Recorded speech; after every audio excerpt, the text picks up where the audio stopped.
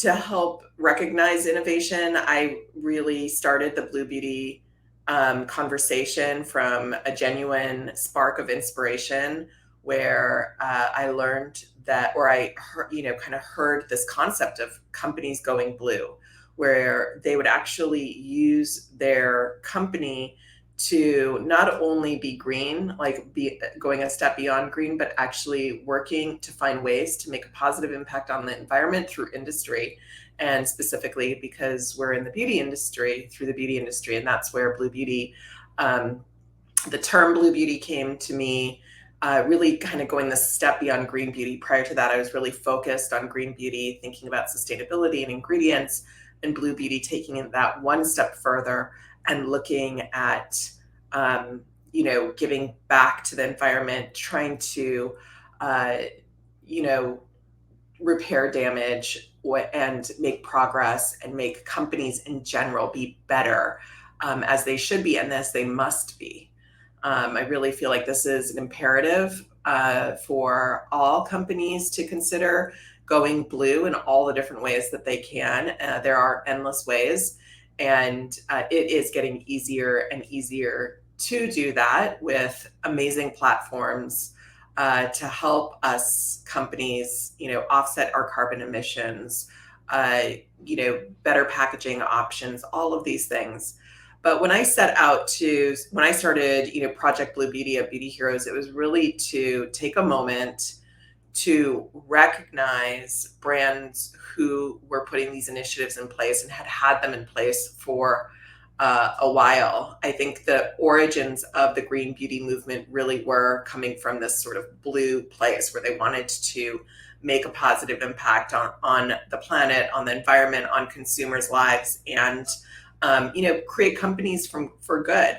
And I wanted to celebrate and elevate that conversation. And that was really what the first Blue Beauty Awards was about. You and I met in San Francisco, and we talked about like, hey, let's recognize these brands who are doing the hard work. I think, we are looking for true innovation. So true innovation is actually, challenging to create and to discover.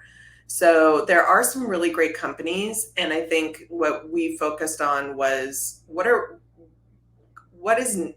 companies really doing that's new, and that we kind of know could figure out is really hard to do. They're taking a risk, they're investing, they are, and that it's coming from a very authentic place. You can sense when a founder or when a company is, some of like Beauty Kitchen is a great example where they've been doing what they've been doing for years, and it's like they've been doing it unrecognized for Yes. many years. And so, in one hand, it's like, okay, well, they actually innovated years ago.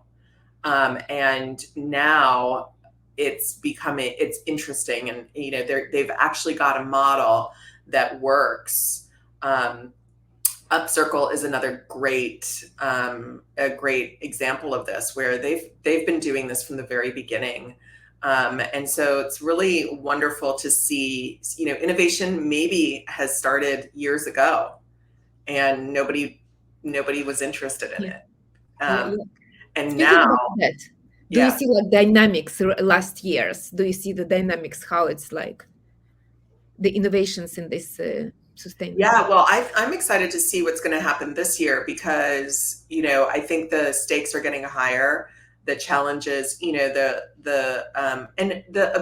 one of the things about having this conversation is like the more you have these conversations, and that's really what my intention was, is to have these Blue Beauty conversations. The bigger they get, the wider, the more people you're drawing in, and the more normalized kind of going blue is getting. So it's not, I think there's some things where innovation starts to become the norm. Things that were innovative, 2 years ago, 3 years ago, are starting to become more commonplace, and that's what we want. And so finding new ways to innovate is more challenging. And so I think the thing is, one of the things that I really want to get across is that Blue Beauty is not a competition. It's really a team sport. And we, by participating in this, we are all the winners, because if we're all working together and things are coming together and industry is changing to be bluer, we are all the beneficiaries of that. And that's the real prize here. So I think that that's something that I just want to, continue to bring into focus. Companies should want to be a part of this conversation. If you are not, winning an award for Blue Beauty Brand of the Year, but you have learned something, you had an opportunity to really look at your brand or your company and find new ways, or if you looked at the other entrants and sought inspiration, then you really did get something out of it. And that's kind of what's different about this awards, is that we really are all in this together, and that's something that I think we need to continue to focus on as humans on this planet, working together to create better industry collaboratively. So yeah, please enter. I can't wait to Yeah. see what we have this year.